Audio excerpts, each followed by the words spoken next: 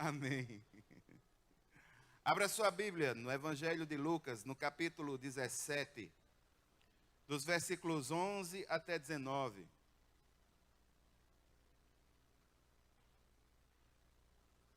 Lucas, no capítulo 17, dos versículos 11 a 19.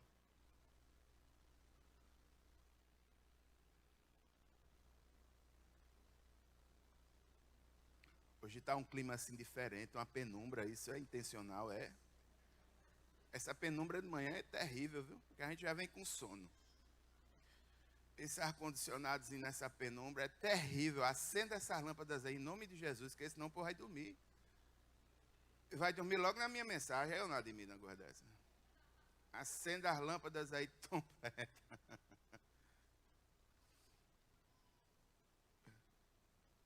Isso é muito bom, assim, mas dá um sono, porque eu estou aqui no claro e os irmãos estão no escuro. E esse efeito, naturalmente, dá sono. Se você tiver de meio-dia num comércio assim, bem, você entrar no lugar escuro e ficar olhando para o claro, nem se preocupe, você vai ter um sono. Aí eu pregando num ambiente desse, aí tem irmão lá atrás, já vem, já corta por ali, já com esse friinho, pau, vai dormir, não tem para onde correr. Lucas no capítulo 17, dos versículos 11 até 19. A caminho de Jerusalém, Jesus passou pela divisa entre Samaria e Galileia. Ao entrar num povoado, 10 leprosos dirigiram-se a ele. Ficaram a uma certa distância e gritaram em alta voz: Jesus, mestre, tem piedade de nós.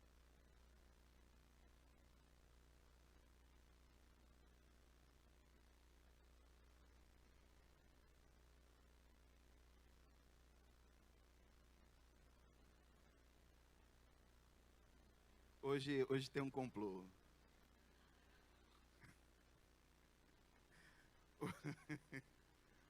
Hoje parece que tem um complô. Vamos lá, vamos começar de novo essa leitura. Lucas no capítulo 17, a partir do versículo 11. A caminho de Jerusalém, Jesus passou pela divisa entre Samaria e Galileia. Ao entrar num povoado, 10 leprosos dirigiram-se a ele. Ficaram a certa distância e gritaram em alta voz: Jesus, mestre, tem piedade de nós.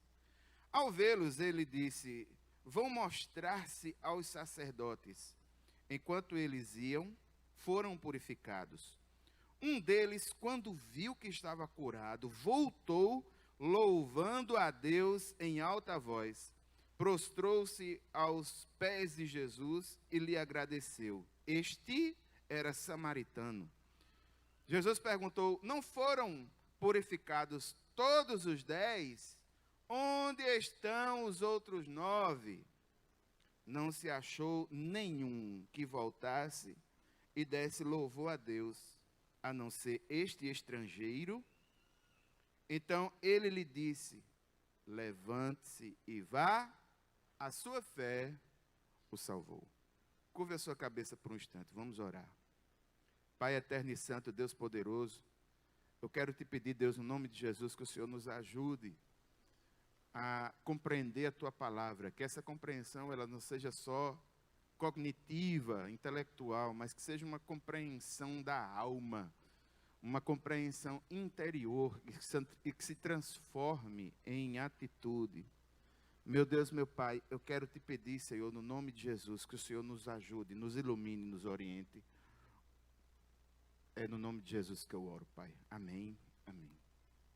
Irmãos, na quarta-feira dessa semana, eu falei que hoje haveria de falar sobre a questão de conclusão de projetos, manutenção e conclusão de projetos, mas o Senhor, da quarta-feira para cá, no meu coração, modificou muito o sentido dessa mensagem, e hoje eu gostaria de falar sobre um tema importante para a nossa vida, para a nossa alma, como adoradores do Senhor, como seres humanos, que é a questão da gratidão.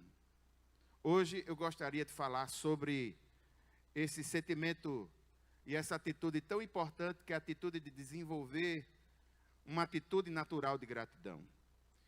Olhando o texto em Lucas 17, nós vimos que Jesus está nesse evangelho, nessa sequência. Jesus está em pleno processo de discipulado, levando os seus discípulos, apóstolos, a terem profundas compreensões do reino de Deus, profundas compreensões do evangelho. Nesse processo, Jesus faz algo muito interessante e o discipulado, ele tem essa tirada prática. Discipulado não é uma sala na escola bíblica dominical, discipulado é um processo onde existe transferência de vida. As coisas são ministradas na palavra e são ministradas na hora, na vida das pessoas. O acompanhamento, a oração, a exortação, o mostrar da realidade das coisas, discipulado é isso. Nos versículos 1 e 2 desse capítulo 17, a gente vê Jesus mostrando sobre o perigo de ofender. E nesse sentido, dando seguimento ao curso, a gente vê, ao curso do texto aqui, a gente vê Jesus explicando os versículos 3 e 4, a necessidade de que a gente tenha um espírito perdoador. Perdoar é algo fundamental. O perdão traz liberdade à alma. Aquele que perdoa, ele goza de uma alma livre, aberta, liberta, e ele tem a possibilidade de ter o seu coração mais quebrantável. Uma das piores coisas que uma pessoa pode ter diante de Deus é um coração duro. Dando seguimento ao texto, nos versículos 5 e 6, Jesus fala sobre fé. Nos versículos 7 até 10, Jesus fala sobre serviço, sendo servos úteis. Mas o versículo 11 até 19, uma partícula maior de texto nesse capítulo, Jesus destina uma parcela significativa do seu ensino aos discípulos, falando sobre o desenvolvimento de um espírito de gratidão, a atitude de ter um espírito de gratidão, um espírito grato. Se o perdão traz liberdade à alma, se a fé traz ousadia à vida, se o serviço traz a utilidade, os aspectos da significação do nosso ser, a gratidão nos traz a alegria de uma alma suave. A gratidão é aquele aspecto de nós que deixa a nossa alma mais cheirosa. Se a gente pode dizer assim. A gratidão, ela tem esse sentido de deixar a nossa alma mais abrandável, mais cheirosinha.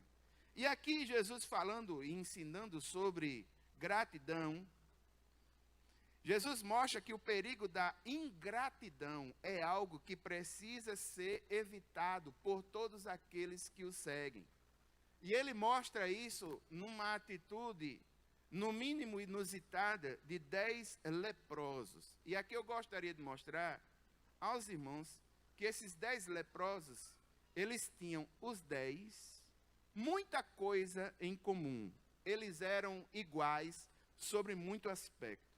Em primeiro lugar, esses leprosos, eles eram iguais na sua doença. Todos eles eram leprosos. Todos eles estavam debaixo de algo que marcaria profundamente, não apenas a sua vida física, mas a sua vida interior também.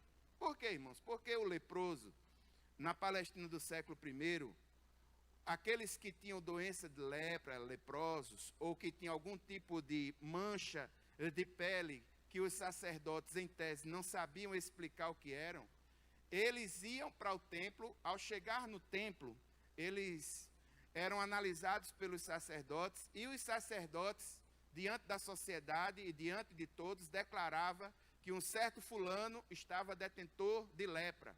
E na cultura popular, na religiosidade popular de muitos na Palestina do século I, a ideia da lepra também estava ligada à ideia de algum tipo de maldição divina. Então, o sacerdote declarava, ao fazer a análise da pessoa, via alguma doença de pele ou algum desenvolvimento, ele declarava: fulano está leproso. Automaticamente, essa pessoa ela era retirada do ciclo social e ela ia fazer parte de um grupo de leprosários, de leprosos num leprosário. Na mesma situação, esse grupo haveria de ficar a sua vida, de terminar a sua vida se porventura essa lepra não acabasse, que às vezes podia ser uma doença temporária de pele, aí a pessoa voltava, o mesmo sacerdote que dizia que ele estava leproso, declarava que ele estava são, e ele era aceito normalmente na sociedade. Só que os leprosos, eles viviam a esmo socialmente falando. A gente está vivendo aqui, irmãos, ou está falando de um texto que não tem INSS. Aqui a gente tem aquela ideia, está encostado no INSS, né? Lá não tinha INSS. Os leprosos, eles padeciam a necessidade física, bens, de comida, e muitas pessoas na cidade às vezes ajudavam, ou às vezes não, eles tinham que pedir, eles tinham que clamar, eles não podiam estar juntos assim, das pessoas normais, tinham que estar separados. E a lei dizia, sobretudo no livro de Levítico, que se um leproso ele tivesse de entrar numa cidade, ele deveria avisar em alto e bom som a todas as pessoas, para que as pessoas pudessem manter distância dele. Ele entrava numa cidade, batendo no peito, de cabeça baixa e gritando alto: afastem-se de mim, que eu sou leproso. Afastem-se de mim, que eu sou leproso. Afastem-se de mim, que eu sou leproso. Essa era a prática que ocorria àquelas 10 que estavam sob essa situação. Se você quiser ver alguma coisa sobre esse tipo de atitude, eu indicaria que você visse um clássico, um filme, um clássico, chamado Ben-Hur. Nesse filme Ben-Hur, no final, você vê como é que os leprosos, em tese, eles eram tratados na Palestina do século I. Esses 10, eles eram iguais na sua miserabilidade. Eles estavam em algo, numa condição terrível para a vida deles. E era algo não apenas físico, mas era algo emocional. Por quê? Porque você afirmar continuamente a sua triste condição, e afirmar, e afirmar, e reforçar, e afirmar, e reforçar, todas as vezes que precisar de um donativo, recorrer a esse tipo de artifício para poder entrar numa cidade, é algo muito complexo. Eles estavam, os 10 estavam ou eram iguais na distância que eles tinham de Cristo. Perceba que o texto diz que eles viram Jesus de longe. Por que eles viram Jesus de longe? Porque eles tinham respeito. E eles sabiam que eram leprosos e não podiam estar perto. Então eles mantêm uma atitude de longe perceber que eram Jesus. Eles 10 estavam longe do Senhor, no caminho de Emaús. Jesus está passando e eles longe lá, querendo chamar a atenção. O texto também mostra que eles eram iguais no clamor. Perceba que os 10 gritam por socorro, clamam por misericórdia. E aqui sempre me vem aquele imagético, daquela figura, os 10 separadinhos lá, com as suas mãos carcomidas pela lepra, muito provavelmente acenando e dizendo a Jesus: Jesus, tem misericórdia, Jesus, tem misericórdia. A gente respeita a situação, a gente está longe, mas tem misericórdia, faça alguma coisa. Jesus vê esse quadro, porque eles apelam para o Senhor.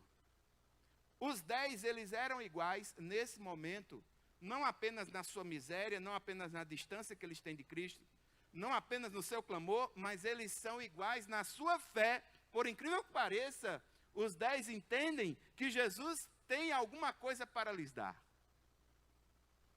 Por incrível que pareça, eles entendem que Jesus tem algo para oferecer. E eles clamam a Jesus, e Jesus faz algo, no mínimo, inusitado com eles. Deixa eu botar os óculos para eu ver a expressão dos irmãos. Tem alguém dormindo? Então eu vou tirar o óculos, vou continuar.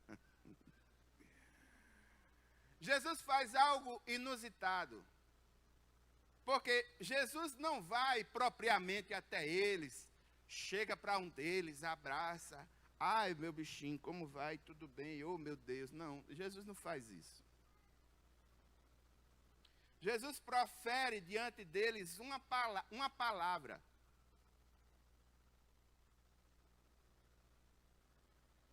Jesus não chega para ele e faz algum tipo de ritual. Não.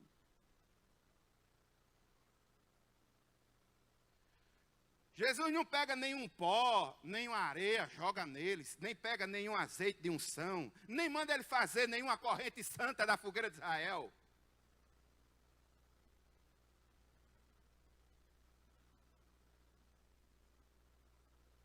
Não manda ele fazer absolutamente nada dessas coisas aparentemente religiosas. Não coloca nenhuma água de purificação. Não coloca nenhum tacho de purificação para ele entrar dentro. Não faz absolutamente nada a não ser dizer: vá para os sacerdotes dizer que vocês estão bons.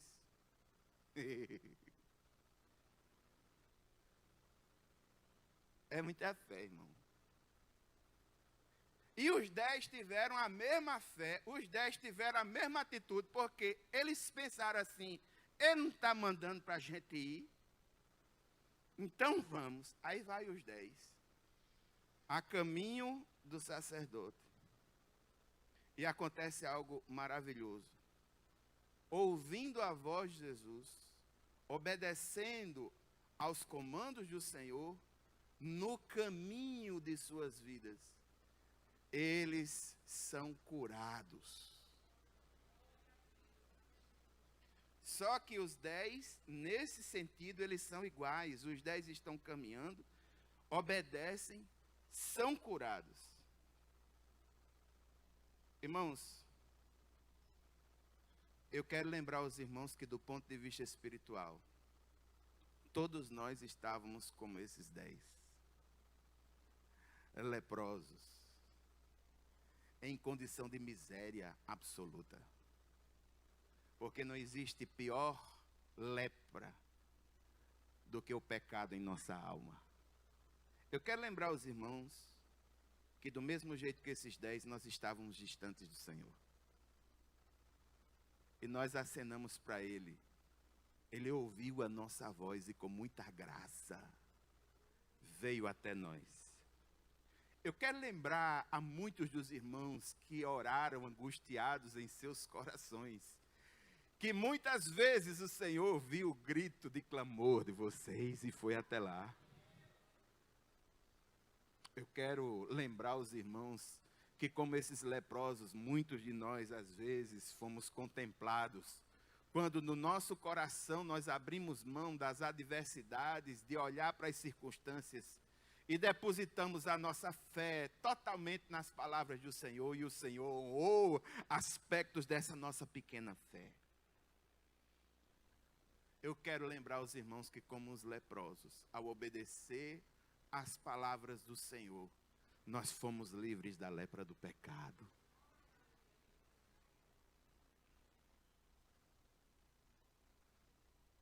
Irmãos, quantos de nós um dia já não viveu na miséria espiritual,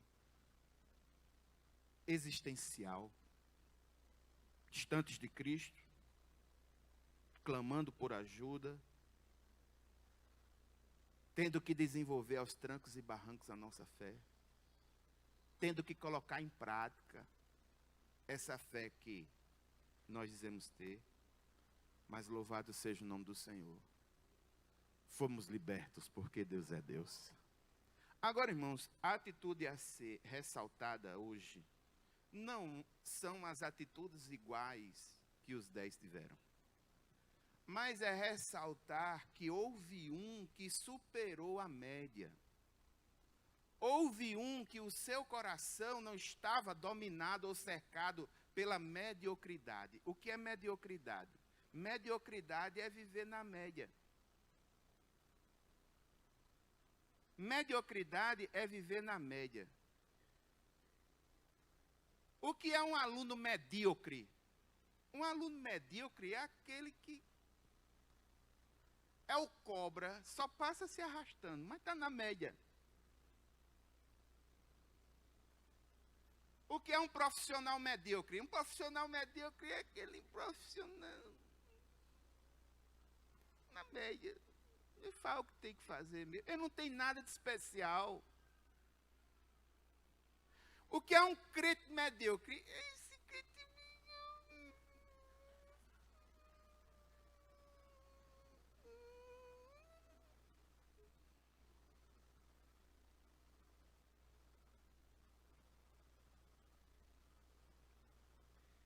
E aqui o texto ressalta que houve dos 10 apenas um que teve um destaque especial. E nesse que tem o destaque especial é que Jesus coloca a força do seu ensino. Havia um que era diferente. A atitude deste um fez total diferença. Primeira diferença, somente um colocou Jesus como prioridade.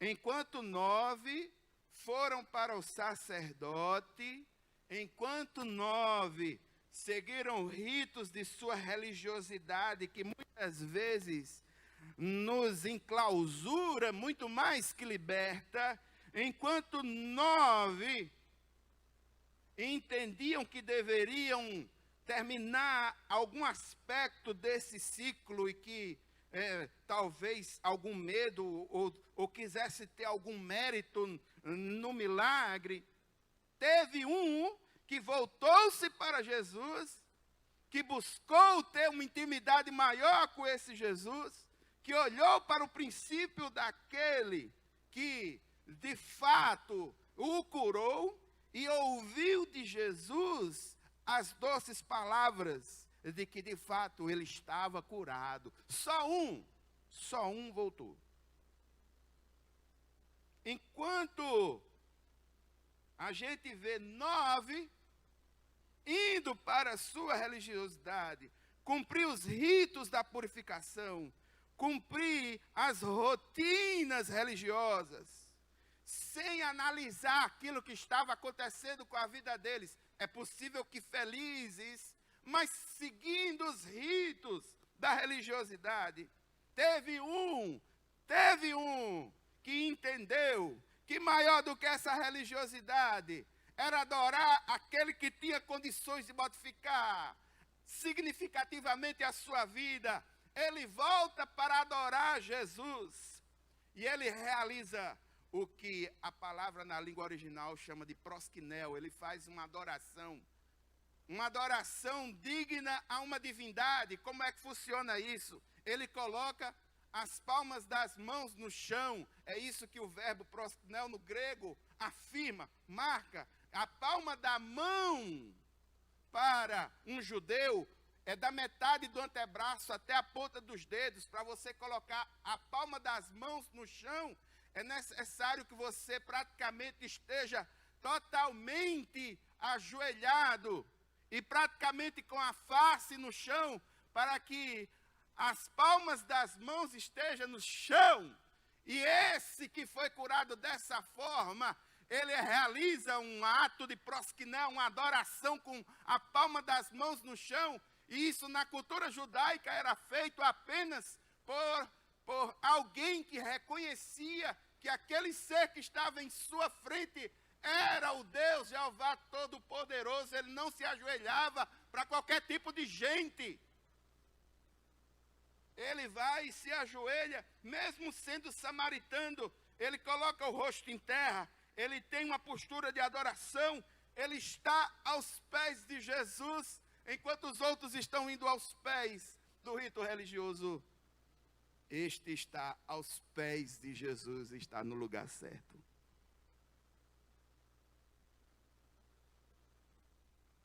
Somente um recebeu algo a mais de Jesus. 9 estão voltando para a estagnação de uma vida religiosa hipócrita. Porque esse era o métier do judaísmo. Um está aos pés de Jesus, vivendo a intimidade espiritual, dinâmica, abrindo o seu coração e agradecendo a Deus.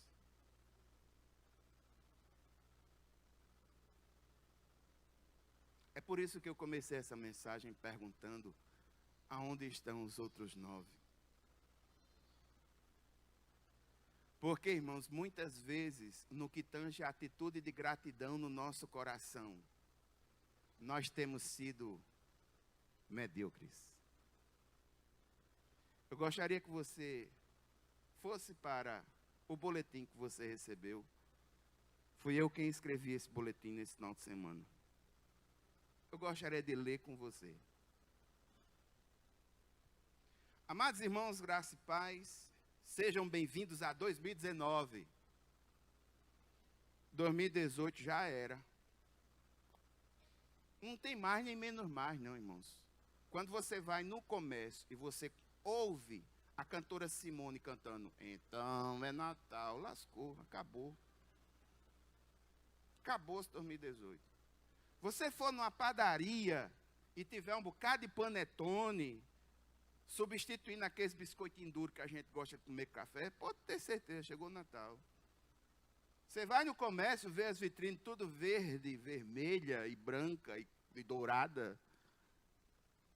Que só uma coisa de muito bom senso, num calor desse de rachar o coco, Papai Noel com a roupa quente daquela, chega a me dar uma agonia.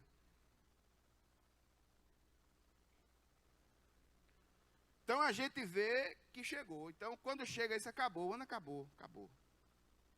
Geralmente nos finais de ano ocorrem as mesmas rotinas. Às vezes recebemos um pouco mais de recursos. Fazemos algum tipo de limpeza ou faxina em nossa casa, ajeitando algum aspecto dela para a entrada de ano novo. Nos concentramos nos festejos natalinos mais do que propriamente na essência da mensagem de Natal. Perceba que o Natal acontece em uma semana e o final de ano na outra. Entre um e outro, nós começamos de forma intuitiva a fazermos uma análise de tudo aquilo que foi o ano corrente para nós. Nós paramos e refletimos sobre a vida. É inevitável. Por incrível que pareça, esse tipo de reflexão sempre fazemos. Alguns de forma mais sistemática e ordeira, outros de forma menos pretensiosa, menos formal, mas é certo. Sempre fazemos planos para o ano vindouro. É natural começamos com planejamentos pessoais de melhoria, do tipo, no próximo ano vou fazer dieta, no próximo ano vou estudar mais, no próximo ano vou fazer poupança, no próximo ano vou gastar menos, no próximo ano vou estudar um instrumento musical, no próximo ano vou fazer um curso, no próximo ano vou estudar para um concurso, no próximo ano vou fazer isso, aquilo e aquilo, projetos, e mais projetos são mencionados, são pensados. Só que quando chega no final do ano, nos deparamos com uma triste realidade. Alguns desses projetos que fizemos simplesmente não foram executados, porque nós não nos comprometemos com eles o bastante para que pudessem ser colocados em prática. Logo entendemos que muito do nosso insucesso foi causado por nós mesmos, aí nós ficamos tristes. É verdade também que muitas vezes surgem na nossa vida circunstâncias e adversidades com as quais nós não contávamos e que retiraram o nosso foco ou nos fez suspender temporariamente alguns projetos de vida. Mas o triste fato é que realmente uma parte significativa das coisas que nós planejamos, infelizmente, não obteve compromisso pessoal suficiente para que fossem executados. E começamos a adotar algumas posturas cínicas. A postura mais comum é a de colocar a culpa nos outros, ou até mesmo nas próprias circunstâncias. Normalmente, muitos não conseguem entender que eles mesmos não foram atuantes o bastante, ou inspiradores o bastante, para modificarem a sua própria situação e justificam os seus insucessos, culpando as outras pessoas ou assumindo uma postura derrotista, apontando a si mesmo não como solução, mas sempre se posicionando como vítima de tudo e de todos. Nesses momentos nós vemos que são raros aqueles que olham para a trajetória de suas vidas de forma honesta e celebra o que lhes ocorreram de coração aberto, encarando a vida como ela realmente é, com uma postura mais positiva para novos começos. É necessário, nesses momentos, reconhecer os pequenos ganhos que houveram, mesmo se a maioria das perdas nos fazem ver a vida num sentido mais negativo, negligenciando o fato de que também houveram pequenos ganhos durante a trajetória. Nem tudo foi ruim. Murmura-se com muita facilidade.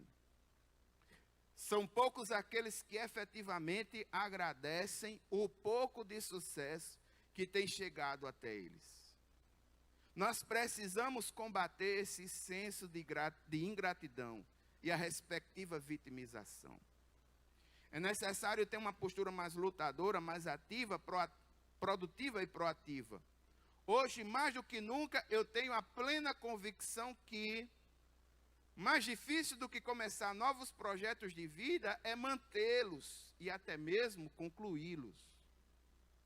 É mais fácil começar e desistir do que efetivamente concluir ou até manter. A vida percebe isso. Eclesiastes 7:8 ele diz: o fim das coisas é melhor do que o seu início, e o paciente é melhor que o orgulhoso. Nós vamos celebrar nossas vitórias, por menores que tenham sido. Que esse ano, eu sempre tive o sonho de tocar saxofone, mas esse ano eu percebi que, em função das demandas, dos problemas, esse é um sonho que talvez eu não tenha condições de realizá-lo. Eu estava estudando, fazendo uma pós-graduação, num assunto que eu até gosto muito e eu lido e eu tenho um certo apreço, que é a questão da educação. Eu fiz toda a pós-graduação, mas quando chegou no último momento de fazer o trabalho de conclusão de curso, muitos problemas, muitas questões tomaram conta e eu não tive condições de realizá-lo. Eu confesso aos irmãos que no meu coração isso me machucou um pouco. Eu tive a sensação, como muitos de nós às vezes têm, de que parece que o bonde da vida vai mais rápido do que as nossas condições e a gente não consegue mais acompanhar esse bonde. Mas o Senhor começou a me mostrar de forma poderosa que houve uma necessidade para que esse curso de minha vida nesse ano, nas coisas que eu havia projetado, fora a questão de a dieta que eu vinha com a minha esposa, e na academia de ginástica, todo dia de manhã, a gente teve que dar uma suspendida nisso. Eu confesso aos irmãos que no meu coração a gente fica até um pouco meio assim, desanimado. Mas o Senhor me fez ver que houveram outras coisas que era necessário e que o Senhor foi de uma benevolência e de uma misericórdia para conosco muito grande. No dia 21 de agosto desse ano, a rotina da minha casa praticamente foi modificada, assim como das minhas irmãs. O meu pai, ele teve um problema que acelerou e agravou mais as suas condições cardiorrespiratórias. Papai hoje, ele vive de forma milagrosa. Cada manhã que ele acorda é um milagre por ele ter acordado. E eu louvo a Deus porque a gente pensava, eu, minha esposa, minha mãe, muitos pensavam que papai, no dia em que ele deu entrada no hospital, ele haveria de morrer mesmo. Mas louvado seja o nome do Senhor, e não foi a nossa virtude, mas a graça de Deus. Eu estou aqui para agradecer Porque meu pai teve condições de agora no mês de dezembro ir, juntamente com a minha mãe, para o último culto de ceia de sua igreja. E ele estava lá adorando a Deus. Foi uma operação de guerra. Papai teve uma crise quando estava vestindo a roupa. Papai teve outra crise quando chegou em casa, pelo fato de ter visto os irmãos, dos irmãos terem se congratulado com ele, de verem ele ali naquele lugar.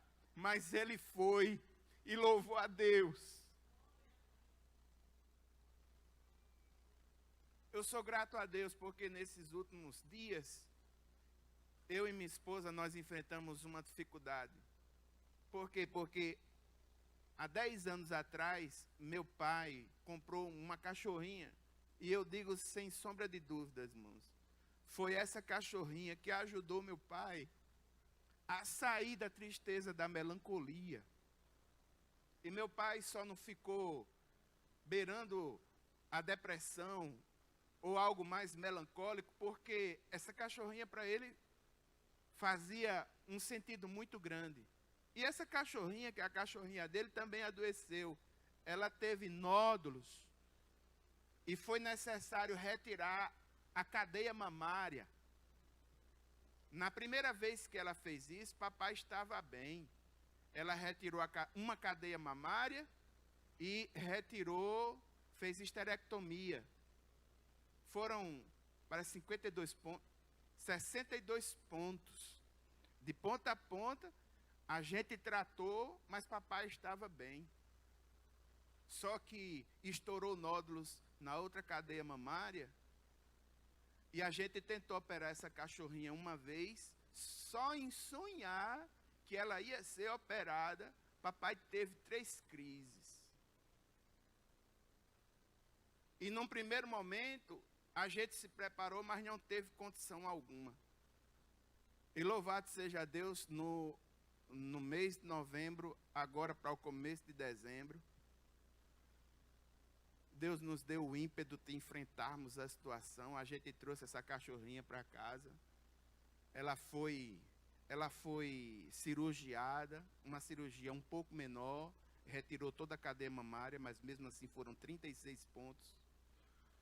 E aqui minha esposa, com o seu conhecimento de enfermagem, e o mérito é todo dela nesse sentido, dando as medicações, 2 horas da manhã acordava para dar as medicações.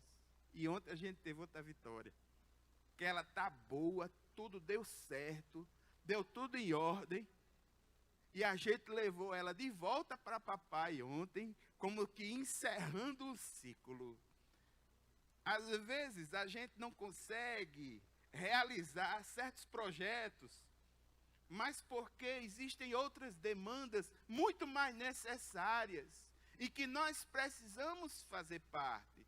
E que se porventura a gente estivesse envolvido talvez naquilo que a gente tivesse pensado anteriormente, nós não tivéssemos feito uma diferença significativa.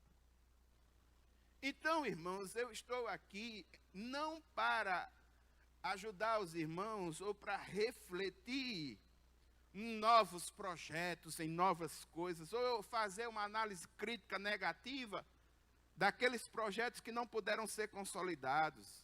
E aqui eu digo um que, com certeza, os irmãos devem já ter percebido, até a questão mesmo dos ministérios da igreja, que alguns deles estavam sob minha responsabilidade, não tive como desempenhar algumas dessas coisas, fiquei triste, mas paciência, a gente só faz aquilo que pode, e em viva voz, graças a Deus, eu tenho caráter e integridade o bastante para vir de coração aberto e cabeça erguida e dizer, infelizmente não deu, não tive condições de fazer muitas coisas do ponto de vista ministerial, mas o Senhor sabe todas as coisas. Algum dia, Ele dará as condições para que haja realização.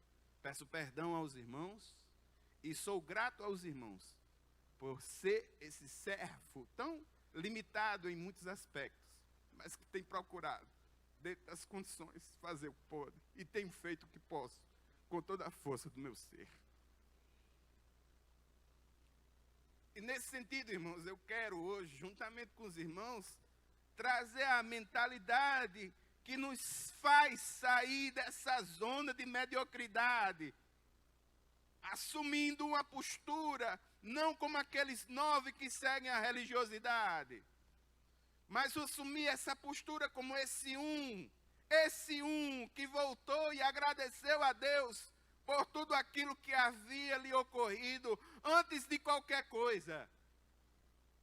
Antes de pensar em novos projetos, antes de pensar em novas problemáticas, antes de pensar em novas necessidades a serem atingidas, as necessidades sempre terão. As dificuldades sempre terão. Se tem uma coisa que é perseverante, eu acho que você já deve ter percebido isso. Aos 47 anos de idade, eu consigo perceber que uma das coisas mais perseverantes da vida é o próprio sofrimento. Antes de realizar qualquer coisa, irmãos, eu gostaria que os irmãos hoje se lembrassem de coisas que nos levam a agradecer a Deus e que ocorreram durante um ano.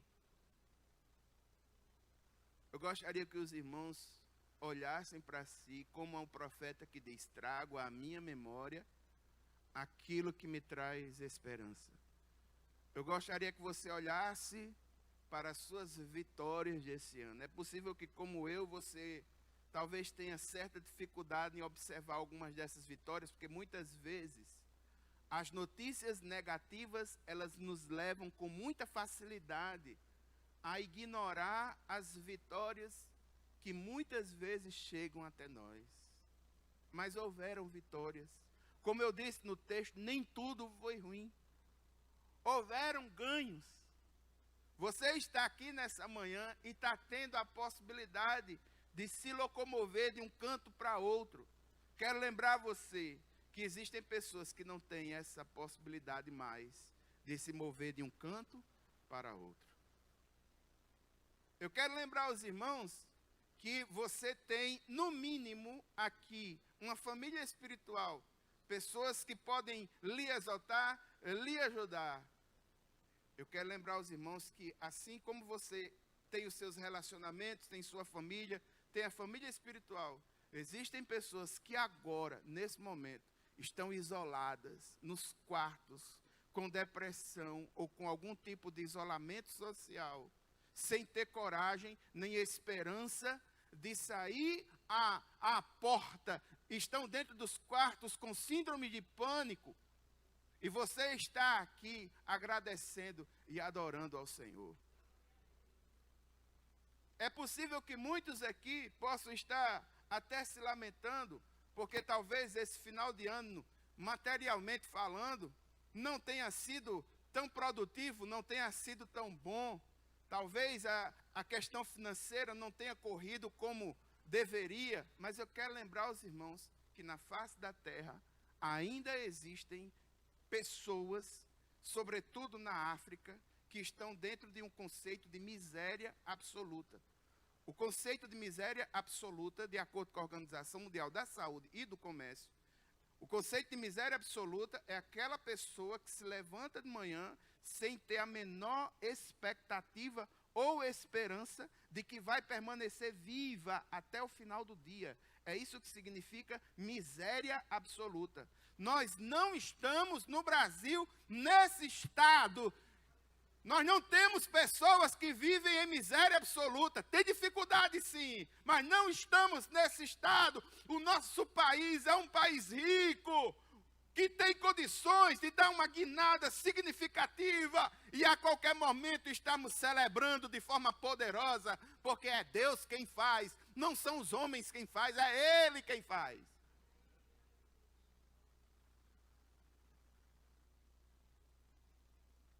É possível que você tenha vindo com a dor de cabeça, uma unhazinha encravada, está dando chuchada aí, porque o sapato está apertado, a unha faz...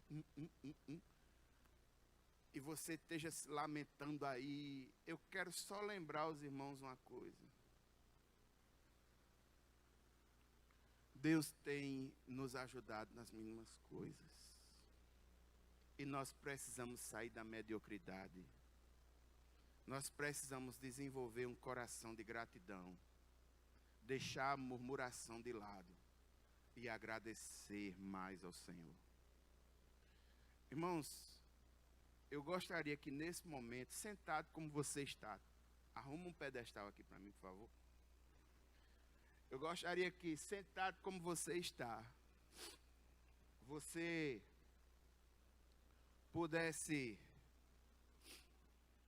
pensar nas coisas que o Senhor proporcionou a você, proporcionou à sua vida nesse ano de livramento. Quantos livramentos Deus te deu esse ano? Quantos livramentos? Eu conto inúmeros livramentos que eu tive esse ano, dirigindo o carro, até aqui nesse bairro mesmo. Pessoas que às vezes a gente tem a possibilidade de contar com a nossa capacidade de dirigir o nosso carro, mas a gente não tem controle sobre o carro das outras pessoas. Às vezes a gente está dirigindo certinho e uma pessoa errada vem e bate na gente. E agora mudou tudo, porque você tem que ver diretamente com a pessoa o malefício que deu lá no carro. Só vai chamar a polícia se tiver vítima ou alguma coisa mais séria tenha ocorrido. Eu louvo a Deus, irmãos, porque é possível que muitos de nós tenham tido grandes livramentos do Senhor esse ano. Não é verdade? Quantos de nós não teve grandes livramentos de Deus esse ano? Irmãos, é possível que muitos de nós aí, por causa da gente mesmo, esteja aí atoladinho, tendo que pagar um bocado de continha, que dividiu em 10 vezes por causa da Black Friday. Mas louvado seja o nome do Senhor, irmãos, porque se teve condições de comprar, de participar, de alguma forma havia expectativa de consumo. A não ser que a pessoa esteja muito doente, com um transtorno, alguma coisa assim, que ela vá comprar para se prejudicar, porque tem gente que tem esse tipo de coisa.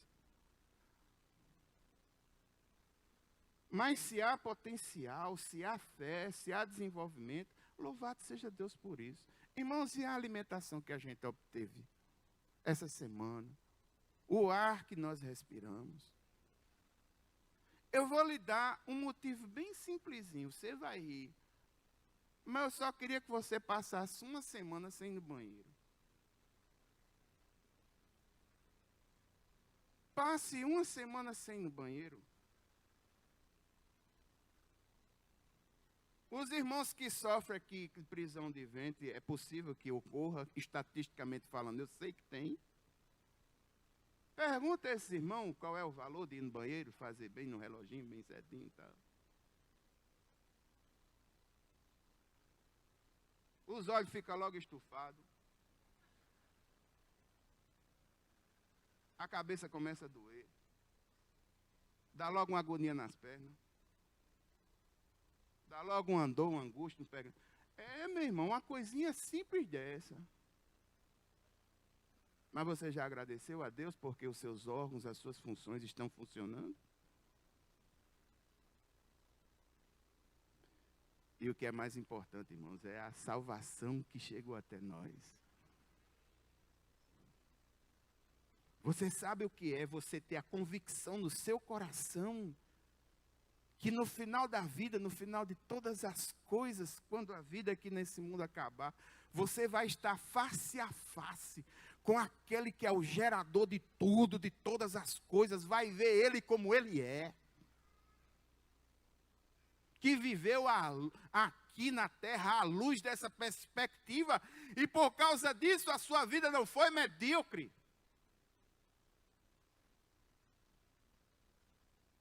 Você sabe o que é você viver uma dimensão de produtividade e vida sem ter a influência do pecado?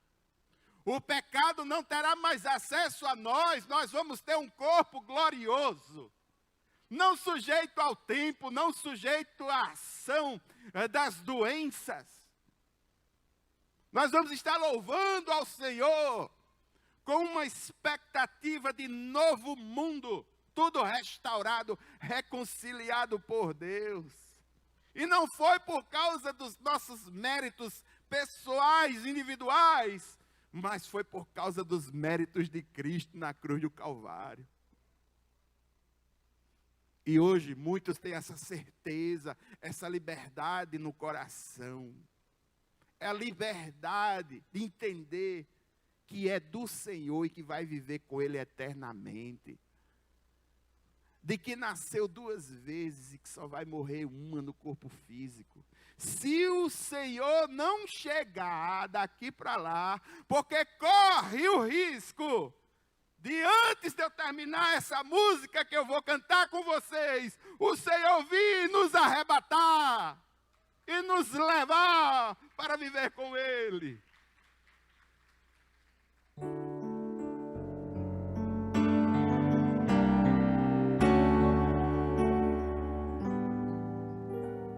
Por tudo que tens feito, por tudo que vais fazer, por tuas promessas e tudo que és, eu quero te agradecer com todo o meu ser. Mais uma vez.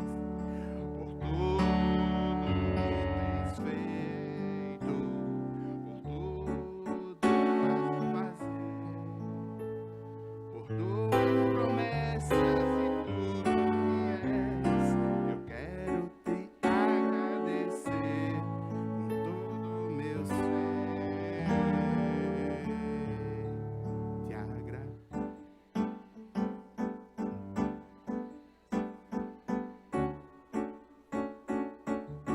Pode ser mais forte.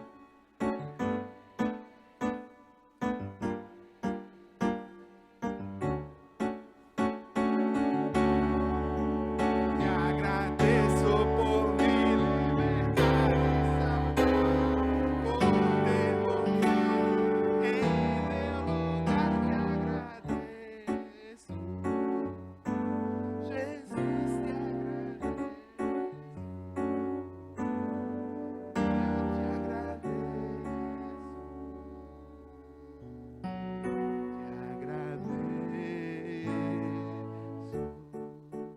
Te agradeço por me libertar e salvar, por ter morrido em meu lugar. Te agradeço, Jesus, te agradeço. Eu te agradeço.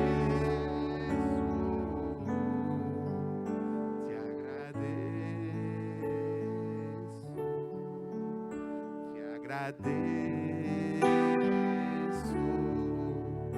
te agradeço.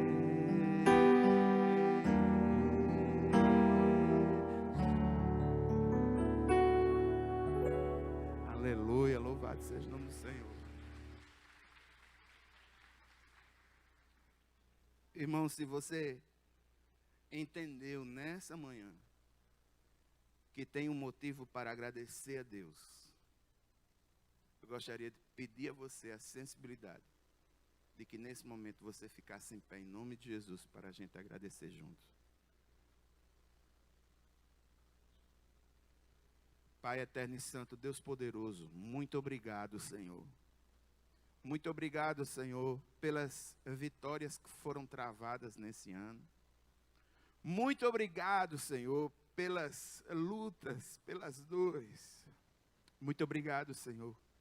Muito obrigado pela libertação que o Senhor trouxe à nossa vida, à nossa alma. Obrigado, Senhor, pelo livramento que o Senhor nos deu durante esse ano. Meu Deus, meu Pai, eu quero clamar, Deus, no nome de Jesus. Aqui o Senhor nos ajude a desenvolver no nosso coração um coração grato. Senhor, nos ajuda a sair da mediocridade, de ter um coração só de pedir, de exigir, de murmurar. Senhor, nos ajuda a desenvolver um coração agradecido pelo dom da vida, agradecido pelas mínimas coisas, Agradecido, Senhor, pelos relacionamentos, agradecido, Senhor, pelas possibilidades. Meu Deus, meu Pai, muito obrigado, Senhor, porque a maior bênção o Senhor nos deu, que é a capacidade de em Ti sermos chamados filhos de Deus. Isso ocorre àqueles que o Senhor resgatou. E nós te agradecemos porque o Senhor nos resgatou nessa manhã. Senhor, muito obrigado por essa esperança acesa no nosso coração. Nós te agradecemos, Senhor, pelo pão. Te agradecemos, Senhor, por estarmos vivos. Te agradecemos, Senhor, por enfrentar mais uma semana. Te agradecemos, Senhor, porque um ano se passou. Te agradecemos. Louvado e agradecido seja o nome do Senhor. A Ti toda a honra, a Ti toda a glória, a Ti todo o louvor. Tu és um Deus poderoso, eterno, grande. Obrigado, Deus. Obrigado. Obrigado pelo dom da vida. Obrigado, porque és Tu quem determina tudo. Faz todas as coisas. Muito obrigado, meu Pai. Eu oro no nome de Jesus. Amém, amém. Poder sentar, queridos.